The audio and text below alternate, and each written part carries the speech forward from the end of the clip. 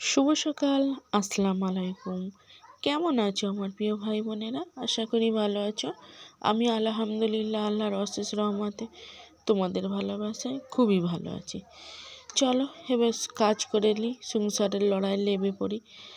আর এই যে ছেলেরা বলে তোমরা সারাদিন কি করো, যদি একবেলা ওদের কাছে সংসার দেওয়া যায় পুরো মাথায় করে ঘুরবে। কারণ আমি দেখেছি আমার সংসারের যে ছেলেরা আছে, আমার বড়টা তবু আগে পানি ঢেলে খেত, এখনও খেতে চায় না, মানে বড় হয়ে গেছে তো। আর বাইরে কাজ করে আবার ঘরে কাজ করে না। তোমাদের দুলাভাই উফ, জীবনে ও করতে পারবে না, কোনো কাজই পারবে না। ও মেয়েদের কোনো কাজই পারবে না। পানি ঢালতে বললে অর্ধেক পানি ঢেলে ফেলে দেবে নিচে, তারপর অর্ধেক জগে ঢালবে। এটাই হলো ওর ট্যালেন্ট। তো চলো কাজগুলো সারি, অনেকটাই বেলা হয়ে গেছে আজকেরে। আর আমি পানি ভরতিছি। বেলা বলতে খুব একটা বেলা হয়নি, সবরই পানি এসে গেছে। আর যখন রোদ চকচকে হয়, মানে বেলাটা চকচকে থাকে, তখন কিন্তু চারিদিক চকচক সুন্দর লাগে। আর আমার বিশেষ করে কুয়াশা একদম ভালো লাগে না। কুয়াশা হলে সকালবেলা উঠলে কি হবে, অন্ধকার চারদিকে থাকে। তা উঁতোটা খুলে দিই, চুলে উঁতো দিয়েছিলাম, সজনা কাঠ দিয়ে উঁতো দিয়েছিলাম, দিয়ে আর এবারে এইগুলো একটু চুলের ছাই তুলে নিই। অনেক কাজ থাকে যেগুলো করতেই হবে নিয়মিত, সেই কাজগুলো।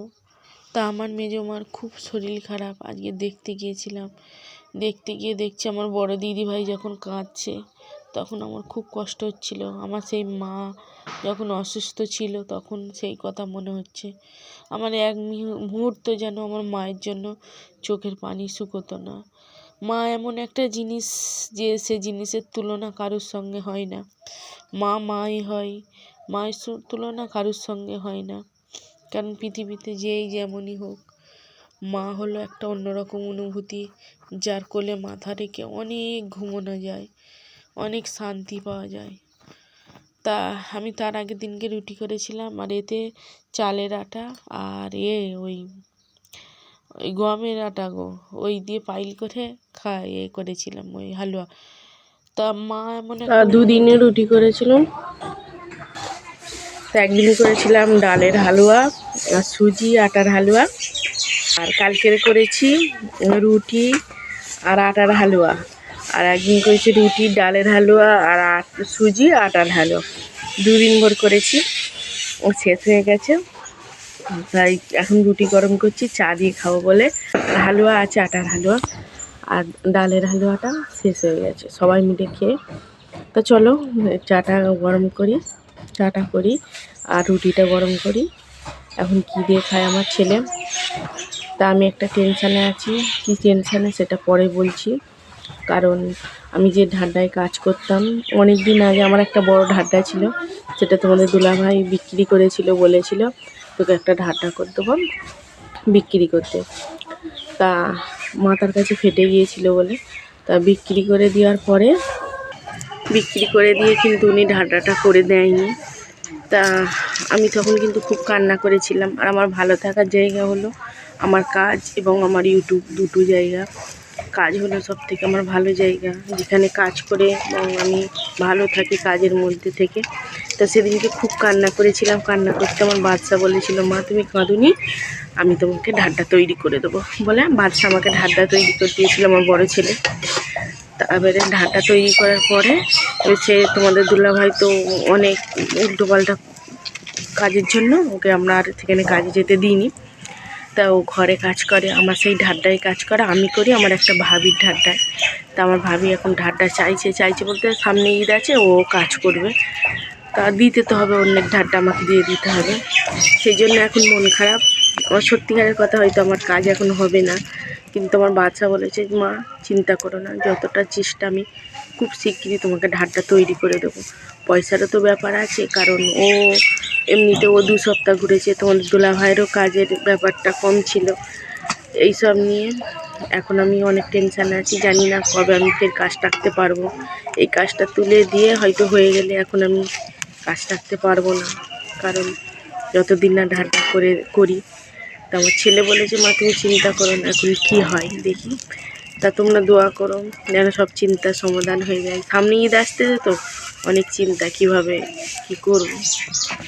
তা সেই জন্যই তোমরা দোয়া করো শুধু আমার জন্য, আমার ভালো থাকার জায়গাটা যেন আমি ঠিকঠাক মজবুত করতে পারি।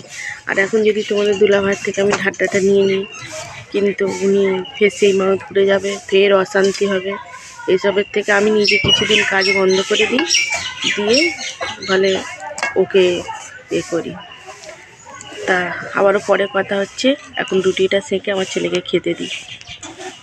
জীবন কখন কোন দিক মোড় নেয় এবং কখন কোন দিক ঘোর পাকায় সেটা কেউ জানে না, একমাত্র আল্লাহ ছাড়া। তা অনেকের দেখেছি মা বাবা মাথার ছাওয়া হয় ছেলে বা মেয়েদের, হ্যাঁ, কিন্তু আমার ছেলে তার উল্টোটা, ও আমার মাথার ছাওয়া। আর আমি যে কাজ করি সেই কাজের আমি একটু ভালো মন্দ খেতে পছন্দ করি, একটু ওদেরই পিছনে খরচ করি, কিন্তু আমি রাখতে পারি না। এটাই হলো আমার সমস্যা, একটু খেতে ভালোবাসি।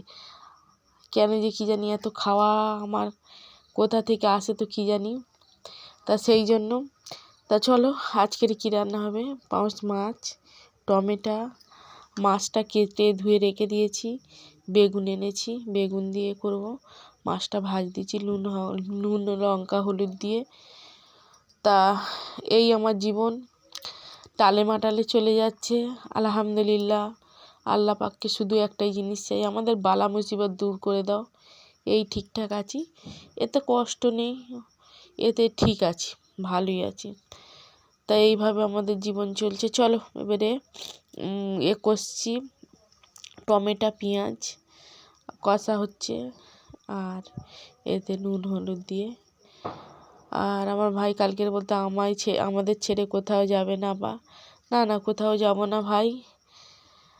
আর নুন লঙ্কা কাঁচা পেঁয়াজ দিয়ে পান্তা খেয়ে আর আজকের আমি ভুগ দিচ্ছি ভাই, খুব সর্দি করেছে। আমি তো এমনিতে পান্তা খাই না, মানে পান্তা ঠান্ডা জিনিস আমার চলেই না, খেয়ে আর আজকের আমার কি সর্দি, কি কষ্ট হচ্ছে।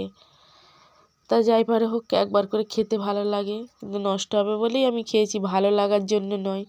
কারণ আমার শরীরের মধ্যে ভালো লাগা খারাপ লাগার নেই। তো এখানে চলো রান্না হচ্ছে। তা আমার ভাইয়ের প্রত্যেকটা কমেন্ট আমার কাছে অনেক মূল্যবান, কারণ আমার ভাই প্রত্যেকটা কমেন্ট করে অনেক মূল্যবান। মানে ভিডিওটা এত সুন্দর মন দিয়ে দেখে যে প্রত্যেক কথাই আমার কমেন্টে লিখে যায়, যে মনে হয় কোনো আমার এক কাছের মানুষ, আমার প্রিয় মানুষ, আমার ভাই আমার ভিডিওটা খুব সুন্দরভাবে মন দিয়ে এবং দেখেছে। তাই জন্য আমার ফের ভিডিও বানাতে খুব উৎসাহ জাগায়। ভাই তোমাকে আমার অন্তরের ভিতর থেকে মিষ্টি করে একটা ভালোবাসা জানাই। তুমি অনেক ভালো থাকো এবং সুস্থ থাকো, আমার জন্য এবং আমার পরিবারের জন্য তুমি যেরকমভাবে দোয়া করো। আমি জানি আমার যত করুণ প্রতিকূল আসুক না কেন, তুমি সব সময় আমার জন্য দোয়া করো যখনই, কিন্তু আমি ঠিক সেই জায়গা থেকে ঠিক বেরিয়ে আসি। কাছের মানুষ দূরে এবং যতই দূরে থাক না কেন, মন থেকে যদি দোয়া করে তার দোয়া ঠিক লাগবে। তা চলো এখন সন্ধ্যের টাইমে আমি একটু চা খাবো, আমি তোমাদের দুলাভাই, তোমাদের ভাগনা। তা আমার ভাই যখনই দোয়া করে মন থেকে দোয়া করে, এবং আমি যতই সমস্যায় পড়ি শুধু একবার বলি ভাই আমার খুব অসুবিধেই আছে, তখন বললো দোয়া রইল আপা।